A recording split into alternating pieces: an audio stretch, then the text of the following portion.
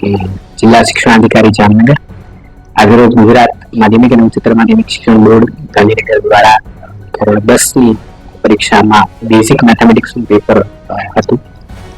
અંદાજિત 14,634 જેટલા વિદ્યાર્થીઓ હાજર રહ્યા છે અને સમગ્ર પરીક્ષા છે શાંતિપૂર્વક ચાલી છે.